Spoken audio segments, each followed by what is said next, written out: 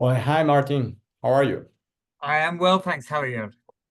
Good Thank you evening. thank you very much for being with us today in Carta Náutica.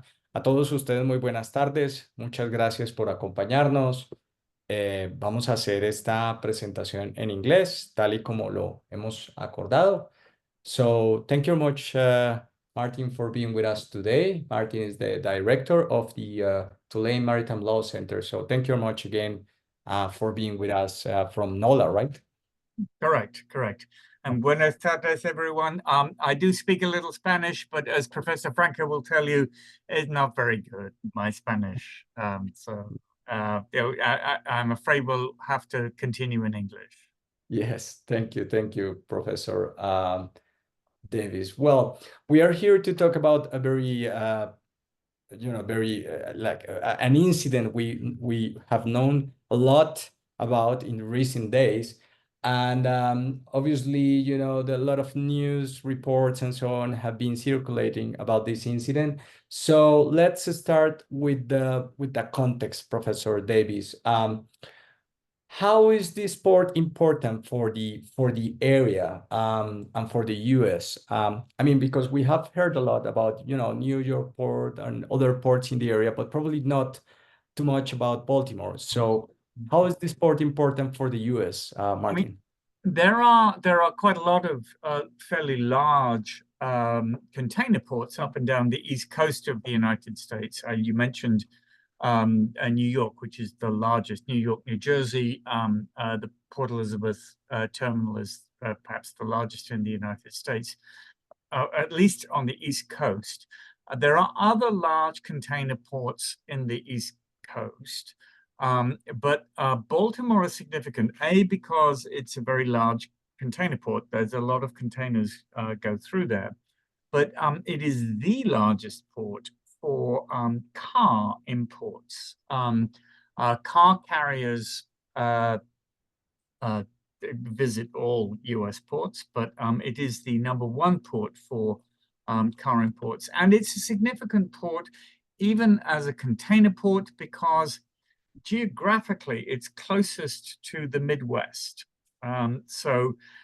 What happens with lots of cargo, as I'm sure you're aware, is when it's discharged from the ship, it still has to sort of make its way to the final destination.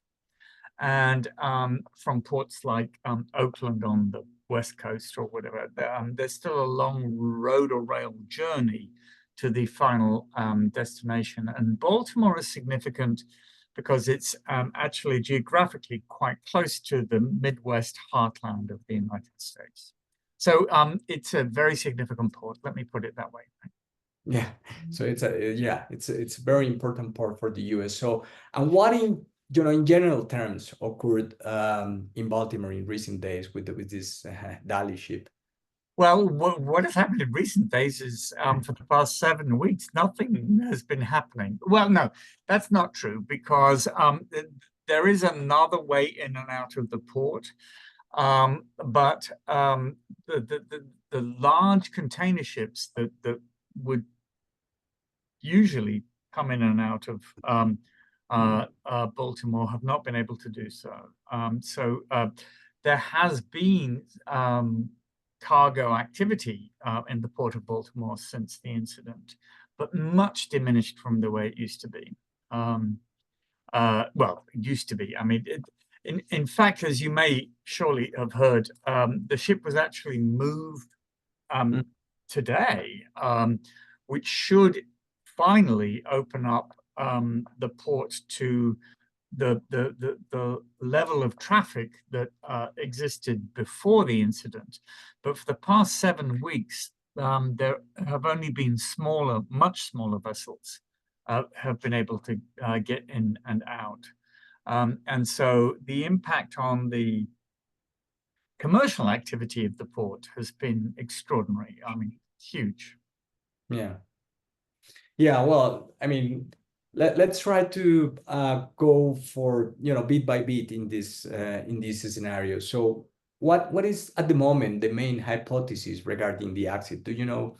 Probably, I mean, obviously, is under investigation, the whole situation, but what have you heard about what's... It is, and I mean, because it's under investigation, it's very difficult to know, right? Because when the NTSB is conducting an investigation, they try and keep everything as sort of confidential as they can.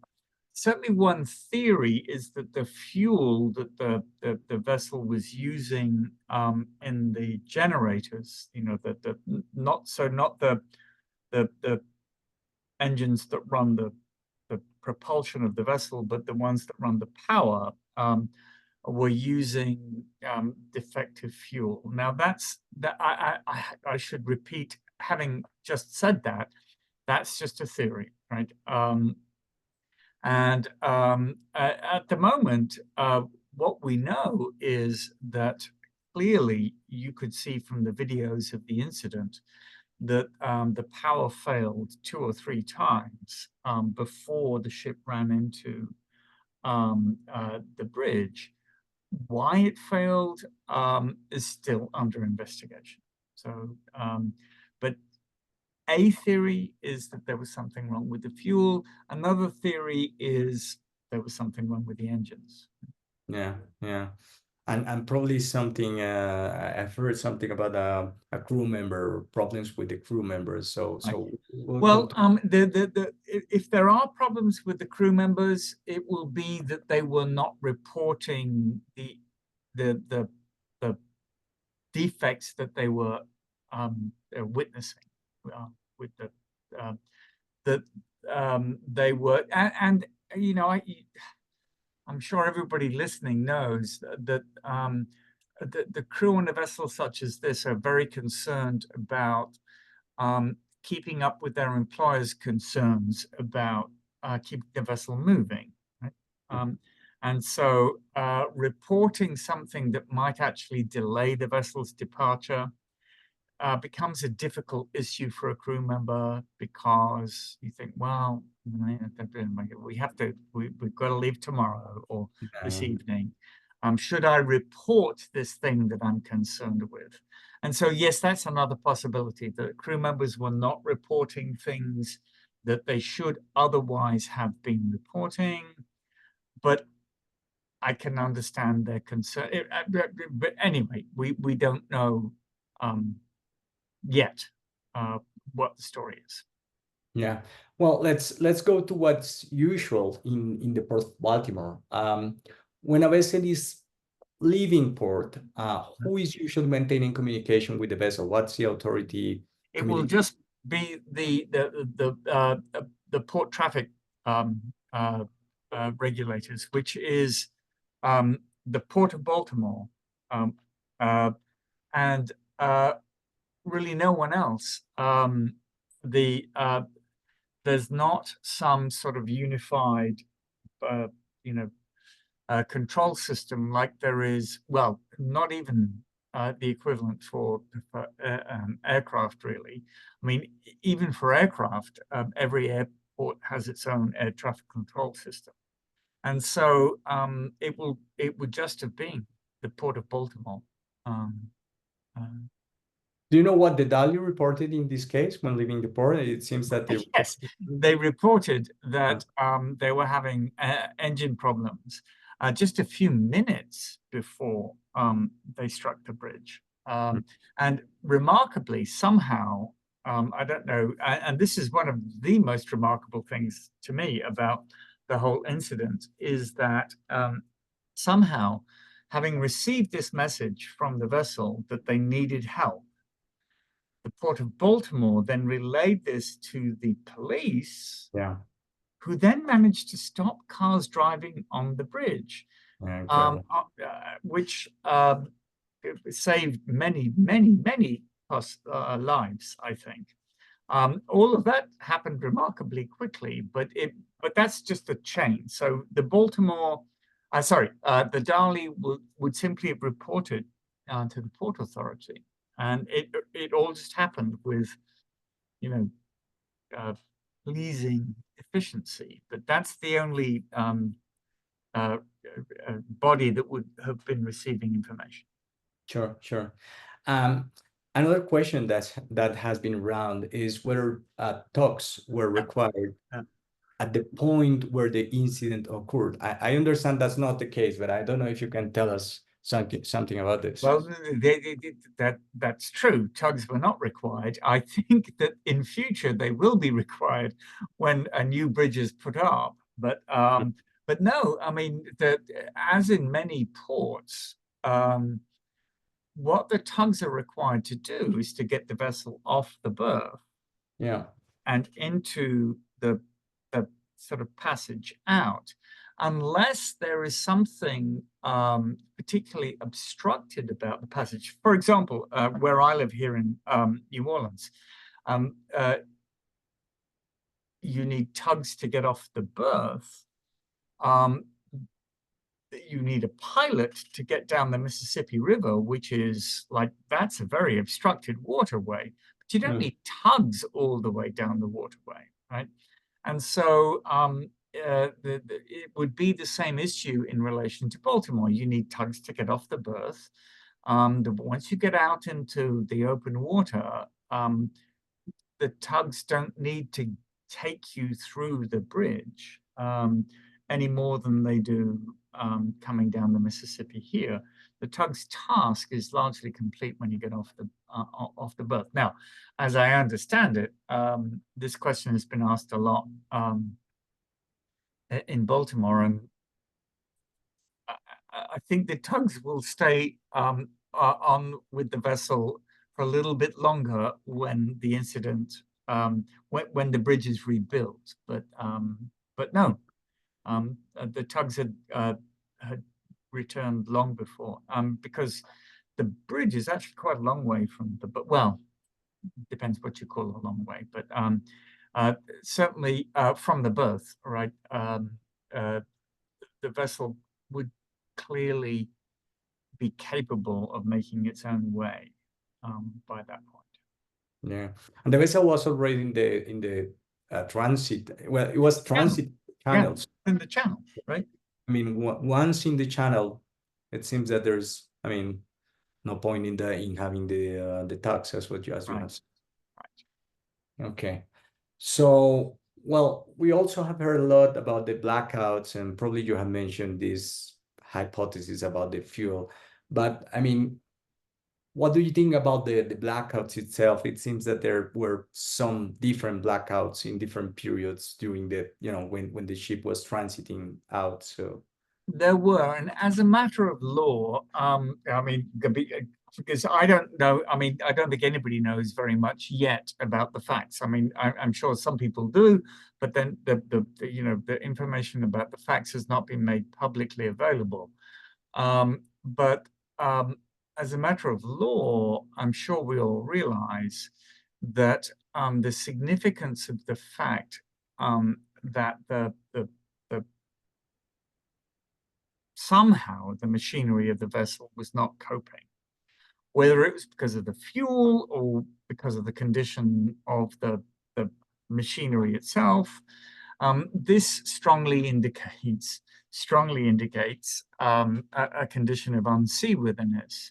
And of course, that's significant because if there is a condition of unseaworthiness, the ship owner is going to be responsible for a condition of unseaworthiness. So whatever the reason, and whether or not it was known before the vessel left the berth, and that's another question not yet clear. And whether the crew knew that there was a condition of unseaworthiness before the vessel left the berth. But in any event, the obvious breakdowns of the operating equipment before it hit the bridge are going to be the principal issue in the legal proceedings that follow, I think. Yeah, and also it seems somehow, let's say, obvious to a point, but I mean, probably some people is asking why the ship has, lost control. If so, we don't really know. If so, while suffering the blackouts, right? Right. Well, see, that's the thing. I mean, if the power, well, I'm not a mariner, and maybe some of the people here are, but as I understand it, when the power goes off, everything goes off, right? And so the steering is not like Manual. physically manually operated, right? I mean, the power, the steering depends upon the power, and that was the problem. As I understand it, the pilot was trying desperately to try to avoid the vessel hitting the bridge, but could not move the rudder because the power kept coming on and off. Right? But again, like all of that is just stuff that I've heard rather than anything in any of the official reports. Yeah. Well, I mean, you mentioned the NTSB, right? And we heard a lot about this entity in the, in the news reports and so on, press reports. I mean, what are they, what are they doing? And how they interrelate with the, let's say, with the Coast Guard and other authorities? So the NTSB is the National Transportation Safety Board, and they are kind of what they sound like. I mean, this is the investigating authority for transportation accidents of any kind. So if there's a plane crash, if there's a train derailment, as there was in Palestine last year, a really bad one, it's always the NTSB that makes the investigation about what happened, how did it happen, why did it happen, how can we avoid this happening again. But the significant thing about the NTSB's inquiries, which often take, I would think, a final report from the NTSB might take Years. right? But whatever the final report says, the goal of the NTSB as a regulatory authority, well, it's not a regulatory authority here, it's, is to try and make sure that this doesn't happen again. Yeah. So whatever it says is not admissible in any of the legal proceedings that are in relation to liability about what happened here. Now, clearly, the evidence that they're gathering, everybody else wants to know what the evidence is in relation to liability for what happened. So there's a lot of evidence gathering where those who are engaged in the litigation are talking to the same people as the NTSB are talking to. But their concerns are separate. I mean, the attorneys, as I'm sure you know, are concerned with establishing liability or not liability for what happened. That's not the principal NTSB concern. It's just to sort of find out what happened. Their principal concern is to make sure it doesn't happen again. Yeah, they are not admissible is the short answer. Yeah. They're concerned with the safety of navigation. Right. So proving safety. But this report is not admissible in court. So, I mean, let's touch upon this, what you mentioned about the courts in the US. I mean, how's the US judicial system working for this? I mean, is people going to court in Baltimore, or do you have like for instance, we don't have admiralty jurisdiction, so probably we can start by that. Right. Well, yeah, kind of a long story then. But the shorter version of the story is the way that this case is working out is the way that almost all casualties work out in the United States.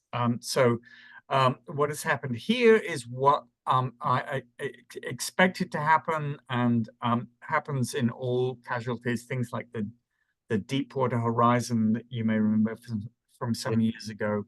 And what happens is that the ship owner has instituted limitation proceedings in the District Court of Maryland. The district court is a federal court, not a state court. So there's two separate systems of courts in the United States, federal court, state courts. You can only bring limitation proceedings in federal court, and the owners, who are a Singaporean company, have instituted limitation proceedings in federal court in the District Court of Maryland. Now, the effect of that,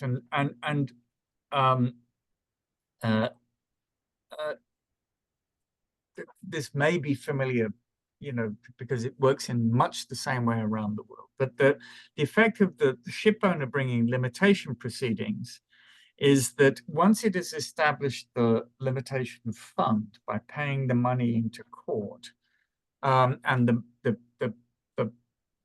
limitation fund is actually going to be provided by the P&I Club, the ship's insurer, which in this case is Britannia. Once the fund has been established, once the owner has instituted these limitation proceedings, paid the fund into court, or its insurer has given security, what that means is that all claims arising out of this incident must be brought against the fund. They must be brought in the District Court of Maryland against the fund that has been established by the P&I insurer. And what that means is that if any of the liability claimants want to bring suit somewhere else, like, for example, the families of the men who died might well prefer to bring their claims in state court, because in state court in the state of Maryland, they would be able to bring their claim before a jury, which is the way things are litigated in the United States. Most personal injury or death claimants, like these ones, would rather bring their claim before a state court jury, on the assumption that that's going to be a more sympathetic adjudicator. They cannot do that once limitation proceedings have been brought. All claims must now be brought before the District Court of Maryland, because that's where limitation fund. the limitation fund has been established. And that's why almost always after any kind of a casualty in the US, one of the very first things that the ship owner does is to institute limitation proceedings, because that means that it gets to choose the forum. And it can make sure that it only fights the claim once in the place that it has chosen. So that's what's happened here. I've spent quite a lot of time since then explaining this to journalists, but it's who are quite surprised to hear that this can happen. But it's typical. It's the typical way of proceeding after a casualty.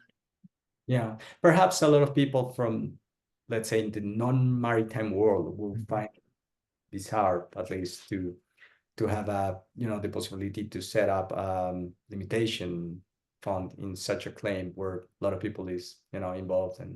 And the thing that can be very distressing in casualty cases where people have died, as they have in this case, is that the ship owner institutes its limitation proceedings. It then has to give notice to potential claimants, which means that in this case, the ship owner will have to have given notice to the families of those who have died, that they now have to bring their claims in the District Court of Maryland. Now, many people, I don't know about the families of the people who died in this case, but I've seen many cases like this where the families of those who died are served with these court papers saying that you have to do this and that, and and they think that they are being sued about what happened, which is very, very distressing for them. But it's an unfortunate consequence of the structure of limitation proceedings, that the ship owner, who is going to be the defendant in the liability proceedings, becomes the plaintiff in the limitation proceedings and actually has to serve the liability claimants with, notice. The limitation fund, yeah. And unless and until they've been advised, the families of those who died generally find this very distressing. Yeah, and probably it's worth mentioning here, Martin, because United States, so far as I know, is not a party to the LLMC convention. So there's a different legal ground for that, right? Yes, correct. So under the LLMC, the limit of liability, the ship owner's liability, is effectively unbreakable. Mm-hmm. But in the United States, the limit of liability is actually really quite easily breakable, right? All that the liability claimants have to do is to show that the ship owner itself was guilty of some degree of fault. The expression in the statute is privity or knowledge, but that effectively means fault on the part of the ship owner itself.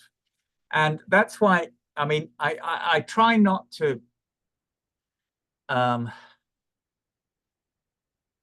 state too positive a position when I'm talking to journalists. So I try to be as neutral in the conversations I've had with journalists over the past couple of months. But I would be astounded if the ship owner can limit its liability in this case. Why? Because there clearly seems to be some seaworthiness issue in relation to this vessel. We don't know what it is yet, right? But there's clearly some seaworthiness issue that made the generators break down. And unless that happened for the first time without anybody knowing that this could possibly have happened, unless this happened for the first time during the voyage, the ship owner's in the gun here somewhere, right? And if the ship owner itself, if the vessel was in some way unseaworthy before and at the beginning of the voyage, the ship owner is not going to be able to limit its liability because that's the standard under US law. It would not be the standard under the LLMC. The limit is unbreakable under the LLMC. But and so people sometimes ask, well, why do ship owners limit their liability if they know that it's so easy to break? The answer is you can still choose your forum and bring all the claims into one place. That is a benefit in itself for the ship owner. Very, very interesting. And well, just thinking about what you have said about not being able to actually limit the liability. How long do you think it will take for the Maryland, for the federal court to get to a position in the regarding specifically the limitation? I think that question could be answered quite soon, actually. It depends how the judge decides to sort of handle the case, right? Yeah. Because the limit of liability, and this is another difference between US law and the LLMC, right? Under the LLMC, the limit of liability would be based on the tonnage of the vessel. Under the US law, it's based upon the value of the vessel, and that's the value of the vessel at the end of the voyage. Now, the value of the vessel at the end of the voyage, this is a valuable, it's a big container ship, but it's now severely damaged, right? And the petition for limitation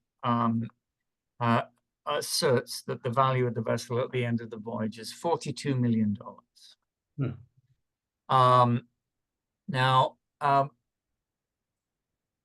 the judge could decide fairly early on, without deciding any other questions, the judge could say, well, the first question before me is, can the ship owner limit its liability to $42 million?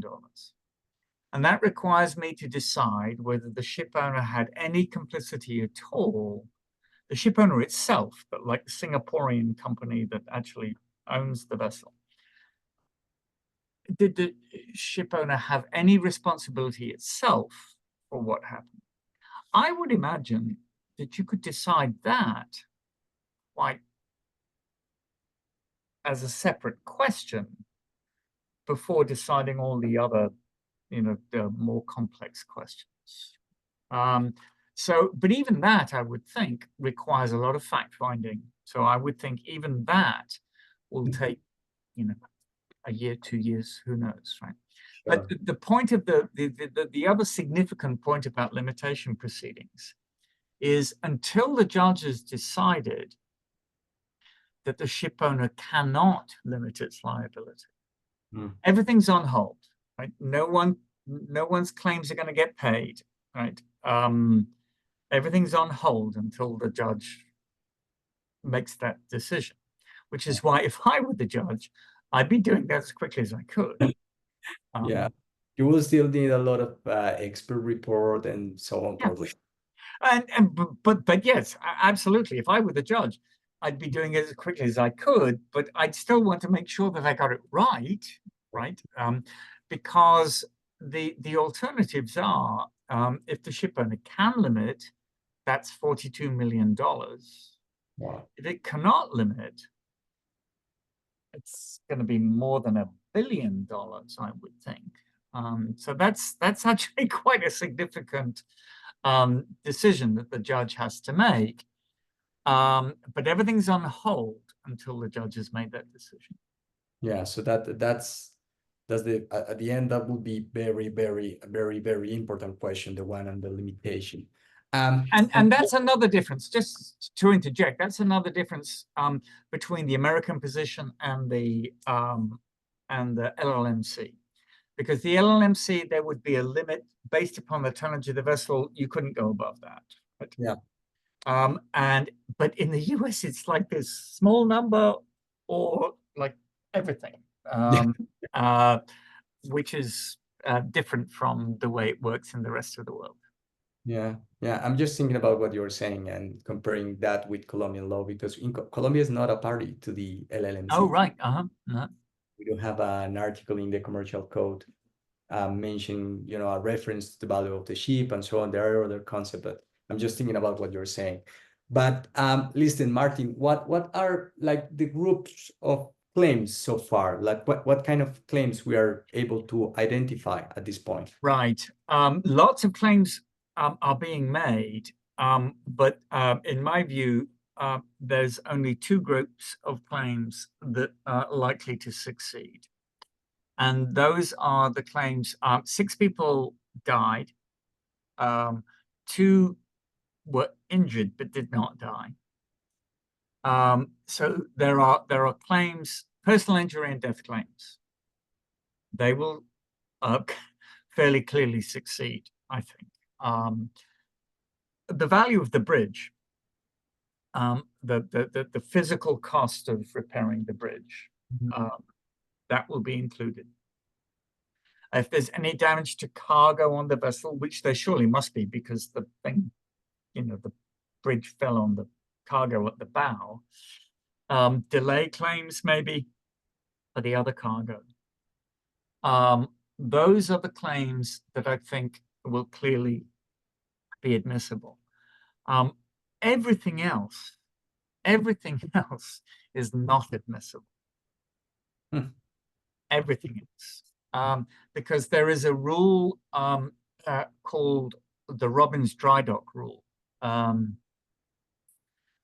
it's called the Robbins Dry Dock Rule because it comes from a decision of the Supreme Court of the United States in a case called Robbins Dry Dock. But it's sometimes called the Bright Line Rule. And it's called the Bright Line Rule because unlike many legal rules, it's got a clear sort of bright line edge. You're either on one side or you're on the other. And what the Robbins Dry Dock Bright Line Rule says that if you've suffered physical damage or personal injury, you can recover. If you have suffered some kind of loss, not because of physical damage to your own property, you cannot recover. And so, for example, all the vessels that have been trapped in the harbor have been suffering economic losses. There are businesses all around. There's a sugar refinery at one end of what used to be the bridge, have suffered enormous economic losses, but they haven't suffered any damage to their own property. And the Robbins Dry Dock rule says none of them can claim against the vessel. The city of Baltimore has made claims against the vessel already, asserting that it has suffered economic losses as a result of this. Now, I can imagine the mayor of Baltimore doing that as a kind of public relations thing.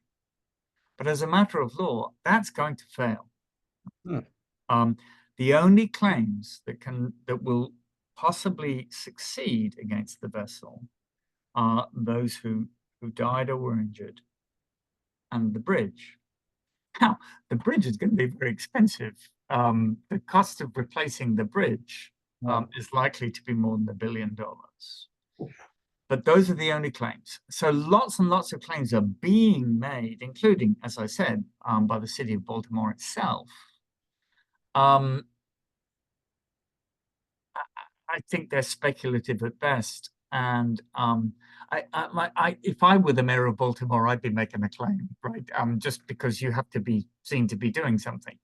But surely, their attorneys are telling them that unless the Supreme Court of the United States changes the Robbins Dry Dock rule, they're clearly not admissible. So even though, even if the owner at the end is not able to limit his liability, a lot of the claims will not succeed. Yeah. So the real value, the real big money value, if the owner is not entitled to limit, which I'm expecting, I'll be astounded if the owner is held to be able to limit its liability. But the big money number will be the bridge. Right? Yeah. Wow. Which will be, Lord knows how much it costs to build the bridge. But even then, you see the economic loss that has been suffered. Because it was a toll bridge, right? So there will be economic losses suffered as a result. Well, okay, they're recoverable. But all the other economic losses for the city of Baltimore, for the whole of the East Coast of the United States, not recoverable. So basically, it will be a big number. It will be a big number, but not as big as the total economic impact of this incident. Yeah. So physical damage on the one side and economic loss on the other side. Right. And I said it's called the bright line rule. It's very easy to work out who can and who can't. Right. And so look again to talk about. I've spent quite a long time talking to journalists about this in the United States. And they all want to talk about the limitation proceedings. And I go, well, I can explain the limitation proceedings to you. But what you really want to understand is the Robbins Dry Dock rule, right? Because in limitation is going to be important here because it means that everybody has to sue in the State of Maryland, right? But the really significant legal issue here, I think, is the Robbins Dry Dock rule, which means that all of those economic losses that are being suffered in the city of Baltimore, not just in Baltimore, up and down the East Coast of the United States, are not recoverable from the ship. So they're going to lie where they fall. Yeah. Well, there are many other issues at hand here, but let's see if with the time we have available, we can cover it. We've got like 15 minutes, right? Yeah, okay. So what about, because we have seen today in news that the ship was sailing out of the channel, I suppose, and with talks and everything. So well, I haven't seen the talks, but I assume. So what are the expectation in terms of, because the ship is already refloated, and I understand that the ship owner has declared the general average, right? Correct. Right. So what They did that quite some time ago, right? yeah, so what were the basis for that, and how do you see this aspect in terms of general maritime law? Well, the general average is not surprising, right? Because this is clearly an extraordinary incident. But the general average will only apply at all to the cost of salvage, which is significant, right? The cost of salvage and now repairs to the vessel will be significant. And so the general average will apply to that only. The general average, the cargo owners cannot be required to contribute to any potential liability the ship might have to other people. That's not how general average works, right? So the general average will only require, could only require cargo to contribute to the cost of the salvage of the ship and cargo.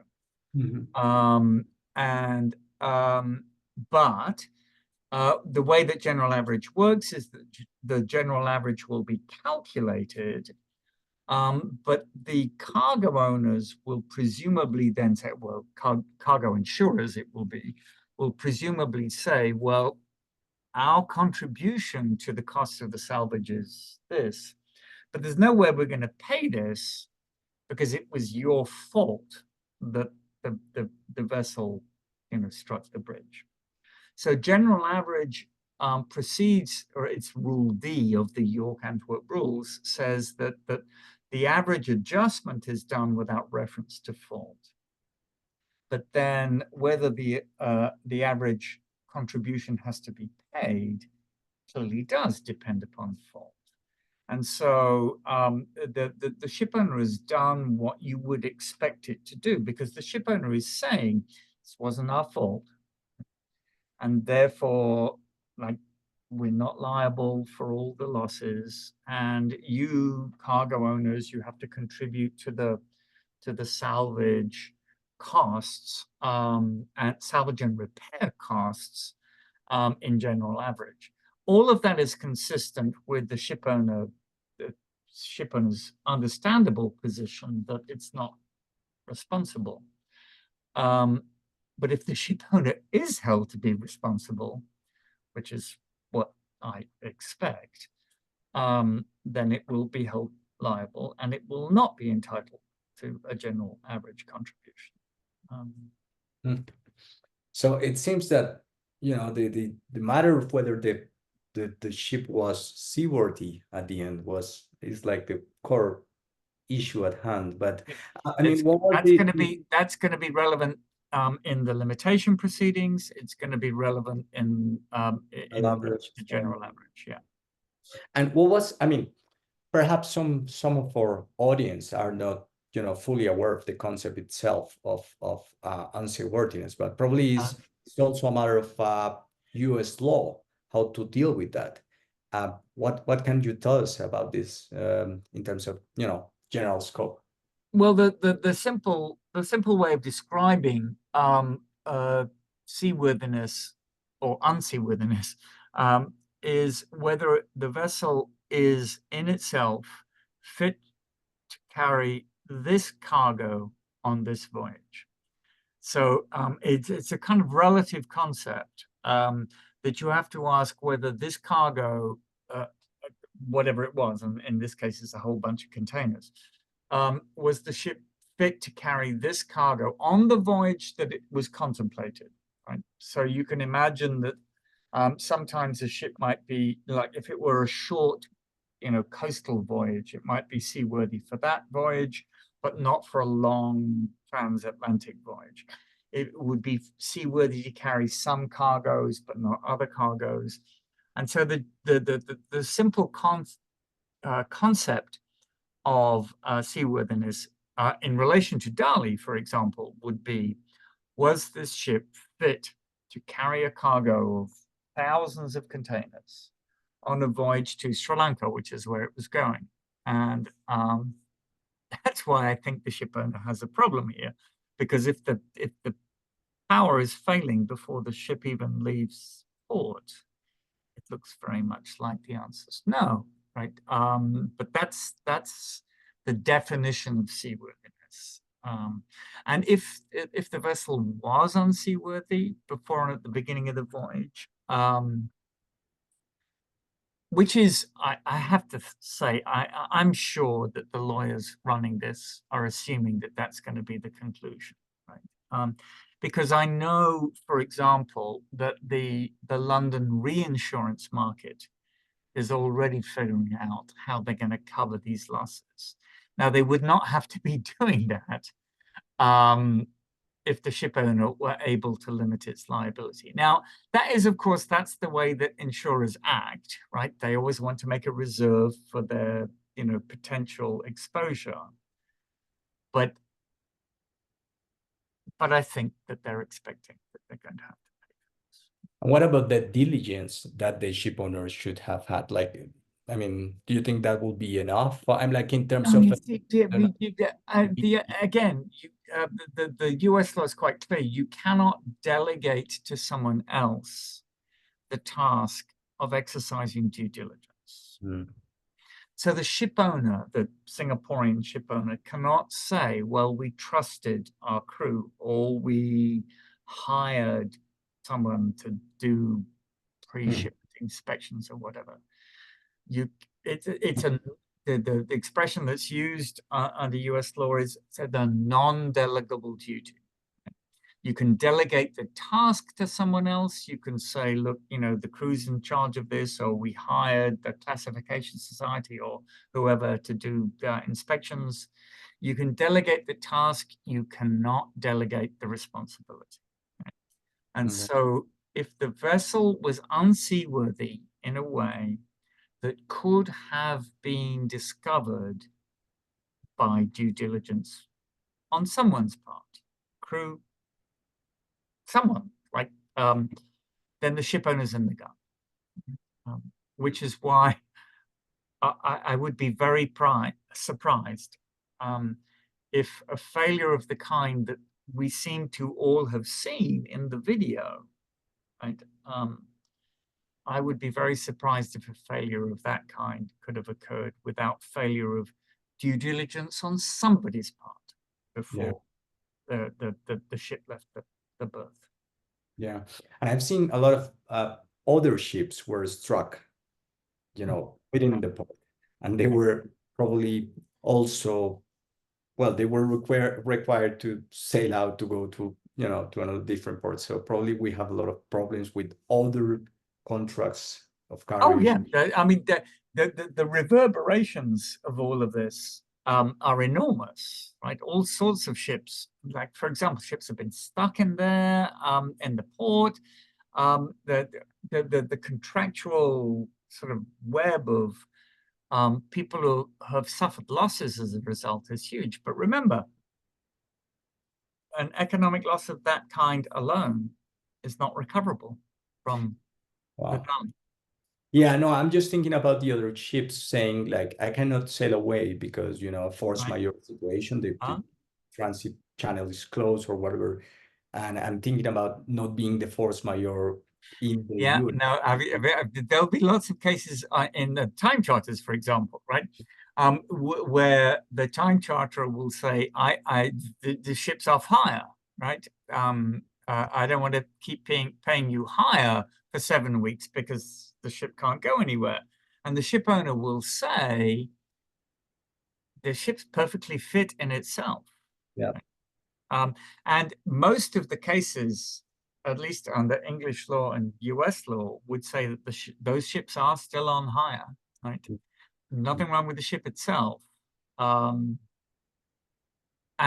well, of course, it always depends on what the off-hire clause says, but the way that most off-hire clauses work, the charterers will, I think, have to keep paying hire for the trapped vessels. Yeah. Well, probably a good thing to have a look also to the force majeure clauses to see what they have. But I mean, your average charter party does not have a force majeure clause, right? Yeah. The sale contracts might, but the equivalent of the force majeure clause in most shipping contracts is the off-hire clause in the time charter. Right? Yeah. That would probably a big difference between how a civil lawyer will approach, Right. how an Anglo-Saxon lawyer will have the same problem. And like, sorry, I'm an Anglo-Saxon boy. Yeah, no, sure. And well, what do you think about the cargo on board the Dali? Do you think they can claim for delay in delivery under the contract for cargo? Delay claims are always really difficult to succeed with, right? Because generally speaking, the terms of most contracts of carriage, well, they do not promise to deliver by any particular date. No carrier is ever going to promise to deliver by a particular date unless it's going to charge more for that promise, right? Because some cargoes are time sensitive and the carrier will charge more for a time sensitive cargo. And so I would be, I mean, I'm fairly sure that there will be delay claims made in relation to, sorry, that's my phone, right? Sorry. I'm sure that there will be delay claims made in relation to those cargoes. My experience is that it's always very difficult to succeed in a delay claim if you're on the cargo side. Okay, and I think I need to be closing now, but I don't want to close without a proper question about what do you think? I mean, obviously you're already explained the rule the Supreme Court has, but in terms of what would expect people, in your view, about the whole situation going on in the future, what do you think? I mean, is going to be the reality in terms of what's going to happen here? The reality of what's going to happen is that it's all going to die down a little bit, at least in the public sort of awareness, because everything is going to depend upon what happens in those limitation proceedings in the District Court of Maryland, right? And if the district judge says, as I surely expect that he will, that the claims are not subject to limitation, then I suspect everything's going to settle the way that most claims settle, right?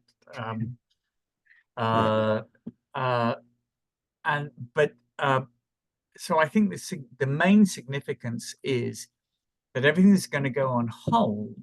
As I said, I mean, the limitation proceedings have the effect of freezing everything until the judge has made that determination about limitation. And then when the judge says, as I expect he will, that the ship owner is not entitled to limit, then it's all good. So it's all gone. Well, but except before then, I have to say, before then, I expect the judge will say, and it will be very unpopular, but if I were the judge, I'd say it's not my fault, right?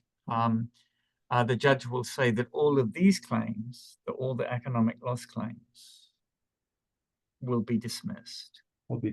Yeah. Right, and I think, as I said, I think that will make the judge very unpopular in Baltimore. But if I were the judge, I'd be saying, look, don't blame me, blame the Supreme Court.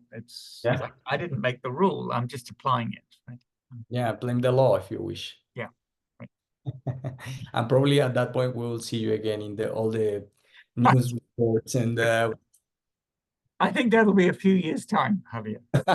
Yeah, you have some time to prepare. Thank you very much, Martin, for being with us. My pleasure. My pleasure.